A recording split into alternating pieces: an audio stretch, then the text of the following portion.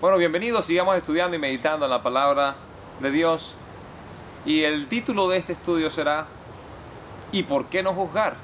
Bueno, estamos en el 7º capítulo del Evangelio de Mateo. Estamos a punto de terminar con el Sermón de la Montaña. Los capítulos 5, 6 y 7 de Mateo nos hablan de eso, de ese sermón que Jesucristo había dado ante sus discípulos, muy cerca de las orillas del mar de Galilea. Pero ¿por qué el título? ¿Por qué no juzgar?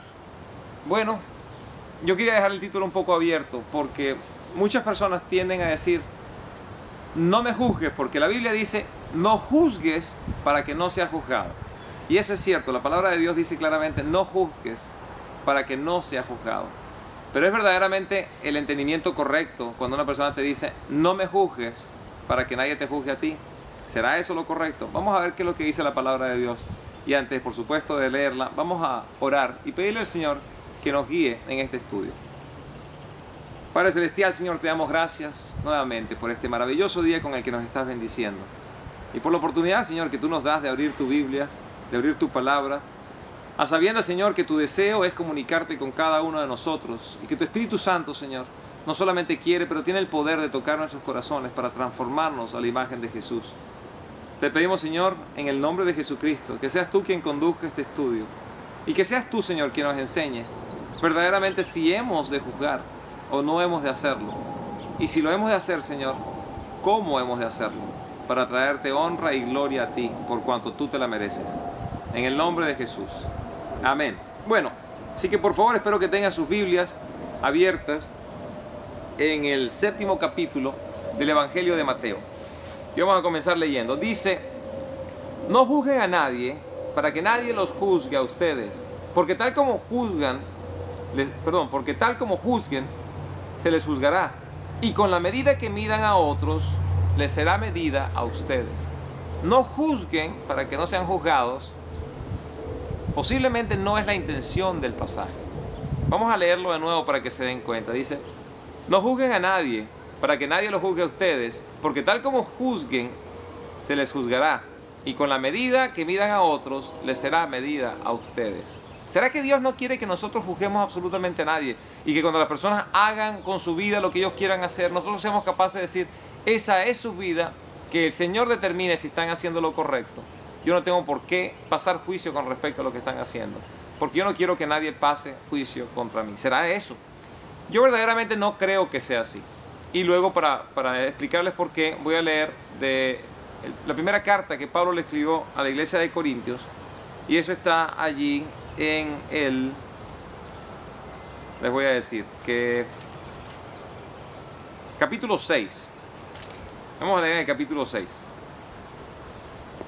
Pero antes de llegar allí, cuando una persona ve que alguien está haciendo algo incorrecto de acuerdo a la palabra de Dios, puede optar por no decir absolutamente nada, o puede optar por pedirle a Dios que exista la oportunidad para poder llegar a esta persona y traerle la verdad en amor, para que esa persona pueda reconocer que el juicio no está siendo emitido por ti como un juez, sino básicamente lo que estás haciendo es trayéndole a esa persona el juicio que Dios ha emitido según su palabra, con la intención de que esa persona conozca quién es Dios, reconozca en sí su propio pecado, sea capaz de arrepentirse y tener una relación con Dios a través de Cristo. ¿Para qué?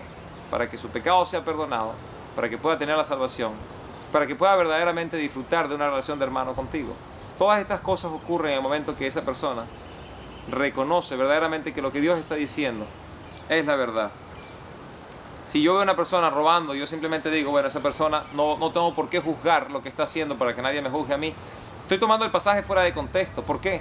Porque sí tengo el derecho de decir que esa persona es una ladrona porque está robando. Pero también tengo que estar al tanto de que si yo robo, también la gente me va a ver a mí como un ladrón.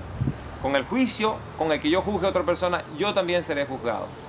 La intención del pasaje no es necesariamente decir si una persona está haciendo lo correcto y lo incorrecto, en el sentido de si nosotros conocemos su corazón, pero somos capaces de juzgar la acción de la persona, porque lo que queda manifiesto es el fruto del árbol. Un árbol fuera de temporada, a lo mejor no lo reconocemos. ¿Por qué? Porque no ha dado fruto. Posiblemente, bueno, aquí no veo ninguno en este momento, pero cuando ese árbol que está atrás mío no tiene ningún tipo de hoja, Y ese árbol es un árbol de unos duranos muy ricos, pequeñitos. Pero si usted no conoce ese árbol, posiblemente no supiera qué clase de árbol es. Y en el invierno ese árbol se queda sin hojas, por supuesto no tiene fruto ni flores, y pareciera un árbol muerto. Y usted puede decir, ese árbol está muerto. Y estaría juzgando al árbol sin conocer verdaderamente el corazón de ese árbol, si es que el árbol tiene corazón. Pero no está juzgando el árbol por lo que el árbol ha hecho a través de los años, ni está juzgando al árbol por lo que el árbol va a hacer, sino por la apariencia que tiene. Espérese unas cuantas temporadas más y va a ver el fruto de ese árbol. Y así va a poder juzgar que ese árbol tiene vida. Y tiene una vida muy productiva porque es una buena fruta. Vamos a continuar. Versículo 3 dice: ¿por qué te fijas en la astilla que tiene tu hermano en el ojo? No le das importancia a la viga que está en el tuyo. ¿Cómo puedes decirle a tu hermano, déjame sacarte la astilla de tu ojo, cuando ahí tienes una viga en el tuyo? Hipócrita, saca primero la viga de tu propio ojo y entonces verás con claridad para sacar la astilla del ojo de tu hermano. Aquí te está diciendo de una manera muy simple: si tú eres capaz de reconocer el pecado en la vida de tu hermano, y lo está comparando con una astilla, o sea, un pecado pequeño en la vida de tu hermano, no quiero decir con eso pecados grandes, pecados pequeños, pero si tú tienes la capacidad de reconocer el pecado dentro de la vida de tu hermano y quieres ayudarlo, ¿por qué no eres capaz de reconocer el tamaño del pecado que existe en tu propia vida para que luego puedas ayudar a tu hermano? Es casi como decir, como un ladrón que está con una pistola en un banco, robando, asaltando el banco, y ve a un niño quitándole una chupeta a otro niño, y que el ladrón con la pistola en medio del robo se detenga y le diga: oye, niño, no hagas eso, ¿verdad que está mal lo que está haciendo el niño? Está robándose una chupeta, eso no se hace. Y él no se da cuenta del tamaño del pecado que él lleva consigo, del tamaño del daño que él está haciendo. Jesucristo le está diciendo a las personas: miren ustedes primero su propio corazón. Ustedes procuren enderezar su corazón hacia el Señor. Procuren recibir de Dios el perdón de sus pecados. Procuren establecer esta relación con Él, para que luego, habiendo hecho eso, ustedes sean capaces de ministrar a sus hermanos. Y los hombres de esta época hubiesen estado criticando a los discípulos de Jesucristo. ¿Por qué? Por cómo comían, por las cosas que hacían en el día sabático. Así que estoy seguro que hubiesen entendido perfectamente si ellos hubiesen escuchado esta enseñanza, diciendo: ustedes juzgan lo que ven aquí como pecado, pero ustedes no juzgan el pecado que hay en sus propias vidas.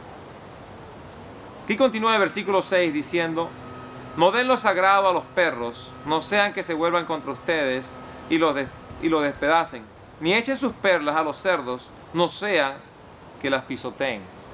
Hay algo que el discípulo de Cristo tiene que es de gran valor, y es el Evangelio. Parte, por supuesto, de ese Evangelio también es el testimonio de esa persona.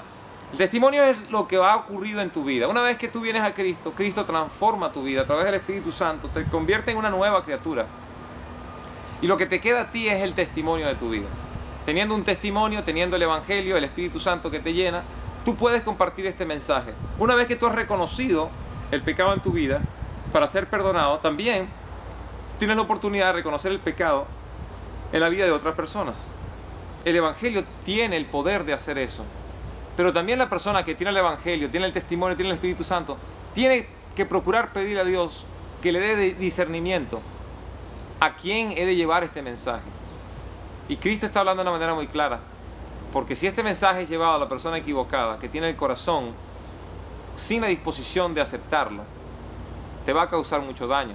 Son como perros o como cerdos. Van a pisotear el mensaje, no van a ver el valor que tiene y te van a atacar. Entonces tienes que pedirle ahora también a Dios, una vez que te ha dado esa vida nueva, también que te dé el discernimiento. ¿A quién, Señor, puedo yo llevar este mensaje? Ciertamente el mensaje es para todos, para que todo el mundo se pueda salvar, todo aquel que crea. Pero hay momentos y temporadas en la vida de las personas en las cuales este mensaje es muy difícil darse. Miren cómo continúa aquí, versículo 7 dice: pidan y se les dará, busquen y encontrarán, llamen y se les abrirá, porque todo aquel que pide recibe, y aquel que busca encuentra, y al que llama se le abre. ¿Sí se dan cuenta cómo se relaciona este verso que estamos leyendo en este momento con el anterior? Diciendo con esto Jesucristo: esas personas que le llevas el mensaje, por el pecado en el que están, no lo van a aceptar. no van a poder distinguir la intención con la que tú estás viniendo, no van a querer escuchar el Evangelio, van a atacarte, van a pisotear el mensaje, no lo van a ver como algo valioso y te van a atacar a ti. Pero para que tú puedas verdaderamente ser efectivo, entonces pídele a Dios, ¿con quién puedo compartir este Evangelio? Toca, prueba, ve tocando, ver quién está dispuesto a escuchar. Y sigue diciendo, por supuesto, pide y recibirás, y busca y vas a encontrar. Así que ustedes, si tienen la disposición de compartir el Evangelio de salvación con otras personas, pídenle a Dios, toquen las puertas y busquen. Y en esa búsqueda, en ese tocar puertas, en ese pedir, ustedes van a conseguir el corazón dispuesto a escuchar el mensaje. Versículo 9 dice, ¿quién de ustedes, si su hijo le pide un pan, le dará una piedra? O si le pide un pescado, le dará una serpiente. Pues si ustedes, aún siendo malos, saben dar cosas buenas a sus hijos, ¿cuánto más su Padre que está en el cielo le dará cosas buenas a los que le pidan? Así que en todo traten ustedes a los demás tal como quieren que ellos los traten a ustedes. De hecho, esto es la ley y los profetas. Ahora bien, la disposición que tú tienes es compartir esta palabra con otras personas. Tú le pides a Dios, Señor, yo quiero que tú me des esa oportunidad, yo quiero que tú abras esas puertas. ¿Crees que Dios las puede abrir para ti? Claro que sí puede. Si un papá terrenal, y lo está comparando a Jesucristo con lo terrenal, porque para entender las cosas celestiales hay que compararlas con cosas terrenales. Así que Jesucristo le está diciendo, si un papá tiene un hijo y el hijo le pide un pan, y obviamente el pan es para satisfacer el hambre, el papá le va a dar una piedra y la respuesta es no. Y si le pide un pez, le dará una serpiente y la respuesta es no. Pero si ustedes, no siendo buenos, saben cómo ser buenos padres, ¿cuánto más el papá que está en el cielo no les ha de dar aquellas cosas buenas que ustedes necesitan? Bueno, lo mismo. El hombre y la mujer que ha conocido a Cristo tiene un deseo y una necesidad de compartir esto. Y puede pedirle a Dios la oportunidad para que esas puertas se abren, para que esos corazones se ablanden, para que pueda llegar este mensaje a otras personas. ¿Por qué? ¿Por qué eso es importante? Bueno, miren cómo dice aquí. Así que en todo traten ustedes a los demás, tal y como quieren que ellos los traten a ustedes. De hecho, esta es la ley y los profetas. Tú recibiste el Evangelio, tú tienes un deseo de compartirlo. Trata a los demás como tú quieres que ellos te traten a ti. Y de esa manera la puerta se va a poder abrir. Al mismo tiempo dice, con esto estarás cumpliendo con todo lo que decían las Escrituras. Todo lo que es la ley de Moisés y los profetas radica en dos cosas. Amarás a Dios por encima de todas las cosas y amarás a tu prójimo como a ti mismo. ¿Correcto? Bueno, si tú tratas a los demás como tú quieres ser tratado, tú estás cumpliendo precisamente con esa ley. La primera, de amar a Dios por encima de todas las cosas, es esencial, porque de lo contrario sería imposible para ti estar haciendo esta clase de solicitudes a Dios. Continúa en Lucas, en el Evangelio de Lucas, el mismo capítulo 11, versículos 9 y 13, perdón, del 9 al 13, habla del mismo pasaje, pero quiero que ustedes escuchen estas palabras para que se den cuenta de algo que Dios está dispuesto a darnos si lo pedimos. Dice, versículo 12, voy a mejor leerlo del versículo 11, lo mismo que les leí anteriormente, pero mira lo que dice aquí. ¿Quién de ustedes que sea padre, si su hijo le pide un pescado, le dará a cambio una serpiente? O si le pide un huevo, le dará un escorpión. Si ustedes, aún siendo malos, saben dar cosas buenas a sus hijos, ¿cuánto más el Padre Celestial dará el Espíritu Santo a quien se lo pida? ¿Ustedes quieren compartir el Evangelio? Primero, por supuesto, pidan el Espíritu Santo. El Espíritu Santo es Dios mismo. Y viene Dios y entra en tu vida en el momento que tú le dices, Señor, aquí estoy. Quiero que tú me llenes de tu Espíritu Santo, pero para ello tienes que tener a Jesucristo como Salvador primero, porque Él es la puerta abierta que permite que entre el Espíritu Santo en tu corazón. Vamos a continuar. Dice, versículo 13, entren por la puerta estrecha, porque es ancha la puerta y espacioso el camino que conduce a la destrucción, y muchos entrarán por ella. Pero es estrecha la puerta y angosto el camino que conduce a la vida, y son pocos los que entran. Un ejemplo que les quiero compartir, y lo leí justamente de Vernon McGee, y estaba él mencionando con respecto a este camino angosto que conduce a la salvación y el camino amplio que conduce a la destrucción. Y él dice, imagínense un embudo o un sifón, me imagino que el embudo también se puede llamar sifón. tiene una sección que es bastante amplia y a medida que comienzas a bajar, vas a ir llegando a una sección que es muy delgada y obviamente todo lo que entró por arriba no va a poder ir por abajo si es demasiado grande. Pero lo que quiere decir con esto, el ejemplo, es que cualquier cosa puede entrar si el sifón es lo suficientemente grande, pero no puede salir, va a haber destrucción a medida que va bajando. Pero en cambio, todo aquel que entra por la parte más pequeña del sifón, o todo aquello que entra por la parte más pequeña del sifón, la parte más angosta, luego después de que entra, va a haber una amplitud. Dice, exactamente así es la vida. Si entras por la parte ancha, vas a descubrir que tu final va a ser un final angosto y triste. Pero si entras por la parte delgada, vas a descubrir que el final vas a conseguir una amplitud y un gozo. Bueno, exactamente lo que ocurre con Jesucristo. Llegar a Jesucristo pareciera el camino más difícil y más angosto, aun cuando lo que hace falta simplemente es humillarse en la presencia de Dios y recibirlo. Pero muy pocas personas están dispuestas a hacer eso. Pero aquel que lo hace es como aquel que entra por el sifón por la parte más delgada. ¿Para qué? Para luego de haber entrado allí poder comenzar a disfrutar de esta amplitud de vida. Jesucristo dijo, vengo a dar vida y vida en abundancia. En cambio, aquel que entra por la parte contraria, por el sifón, donde todo es fácil, donde todo es grandioso, donde todo pareciera ser hermoso, a medida que va bajando, se va dando cuenta como la vida va cerrándose, hasta el punto tal donde nada va a tener satisfacción y obviamente de no haber tomado el mal camino, pudiese conseguir la solución de su problema, que es Jesucristo. Aunque Cristo no está lejos para que nadie pueda decir, yo no fui capaz de escuchar el mensaje, yo no fui capaz de aceptarlo. Cada uno de nosotros está recibiendo las mismas oportunidades, de una manera u otra, por cuanto Dios es amor y Dios es justo, para brindar la invitación a la salvación a todas las personas.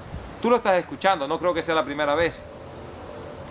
Y van a tener también más oportunidades si no crees en lo que te estoy diciendo en este momento. Pero quiero que se den cuenta aquí con respecto a esto de los frutos. Dice versículo 15. Dicen, cuídense de los falsos profetas. Vienen a ustedes disfrazados de ovejas, pero por dentro son lobos feroces. Por sus frutos los conocerás. ¿Acaso se recogen uvas de espinos o higos de cardos? Del mismo modo, todo árbol bueno da buen fruto, pero todo árbol malo da fruto malo. El árbol bueno no puede dar fruto malo, y un árbol malo no puede dar fruto bueno. Todo árbol que no da fruto se corta y se arroja al fuego. Así que por sus frutos los conocerás. Este mensaje es real. Tú lo puedes juzgar por sus frutos.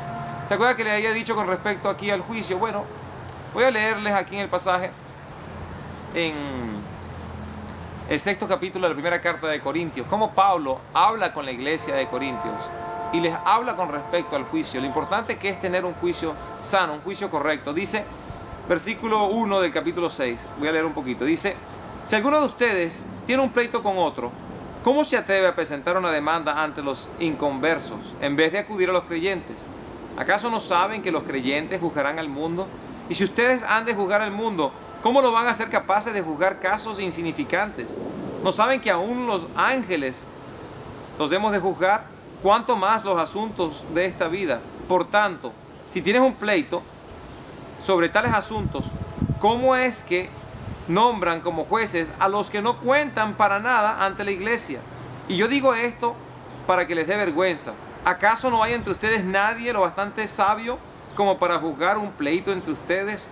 Al contrario, un hermano demanda a otro y esto lo hacen ante los incrédulos. Había un problema grande en la iglesia de Corintios. La iglesia no tenía muchos años que había comenzado, pero con todo y eso ya tenía problemas. Los hermanos estaban juzgando los unos a los otros. De hecho, mejor dicho, los hermanos estaban teniendo problemas con unos con otros y se estaban llevando a la corte para juzgar, que un juez pasara un juicio y determinar quién está en lo correcto. Y Pablo está diciendo, no hagan eso. ¿Por qué llevan los asuntos personales a la corte? No existen dentro de ustedes hombres que sean capaces de tener un juicio correcto. No son sabios entre ustedes para que juzguen estas cosas. Y luego le va a dar una verdad. Le dice, ustedes han de juzgar el mundo. Ustedes van a juzgar a los mismos ángeles. Cuando venga el juicio eterno, todos aquellos que somos salvos vamos a estar a la diestra de Dios y de Jesucristo para poder también nosotros determinar que estos ángeles han sido culpables y que el mundo es culpable de haberse rebelado en contra de Dios. Vamos a ser no juzgados, pero vamos a ser parte de aquellos que pasen el juicio en contra de ellos. y diciendo, si nosotros como iglesia vamos a hacer eso en un futuro, ¿no somos capaces de en este momento pasar juicio sabio? Pasar el juicio correcto en el momento que es necesario y debido. Pues lo mismo ocurre cuando vemos a una persona que está haciendo aquellas cosas que no son correctas según Dios, y podemos verlo en la manifestación de sus frutos. No estamos juzgando el corazón o la intención de la persona, pero estamos juzgando el fruto de la obra que esa persona ha hecho. Vamos a cerrar con esto, faltan unos cuantos versos, creo que este capítulo vamos a poder culminar por completo hoy. Versículo 24 dice: por lo tanto, todo el que oye estas palabras y las pone en práctica es como un hombre prudente que construyó su casa sobre la roca.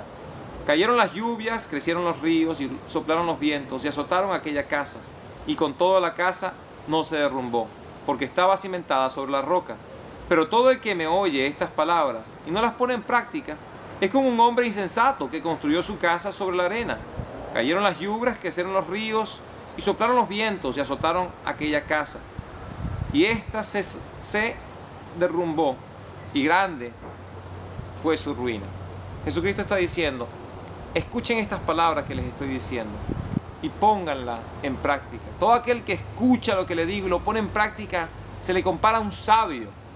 Porque el sabio es aquel que al momento de construir su casa busca el terreno firme, la roca, y allí la construye, a sabiendas de que en algún momento va a venir el viento, o el río, o la crecida de las aguas, y van a golpear esa casa. Pero la casa no se va a caer porque fue bien sedimentada, bien construida sobre la piedra. Dice, pero todo aquel que escucha mis palabras y no las pone en práctica, se le compara a un necio. ¿Por qué? Porque es el necio aquel que construye su casa sin fundamentos, sin fundaciones, la construye sobre las arenas. ¿Y qué va a pasar? Que cuando venga el agua y golpee la casa, esa casa se va a caer y grande va a ser su destrucción. ¿Por qué? Porque aunque ambos escucharon, solamente uno decidió ser obediente. Y aquel que es obediente no significa que no va a pasar por dificultades. Recuérdense, las dos casas fueron sacudidas y fueron golpeadas, pero solamente permaneció aquella que fue construida sobre la piedra.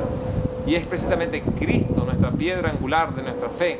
Todo aquel que construye su vida centrada en Cristo, aunque tenga dificultad, no va a ser avergonzado, no va a caer.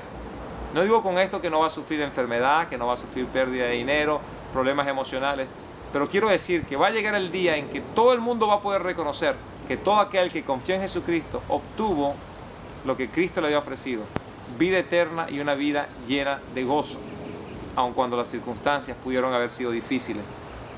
Ahora sí, quedan solamente 2 versos. Dice, cuando Jesús terminó de decir estas cosas, las multitudes se asombraron de su enseñanza, porque les enseñaba como alguien que tenía autoridad y no como los maestros de la ley.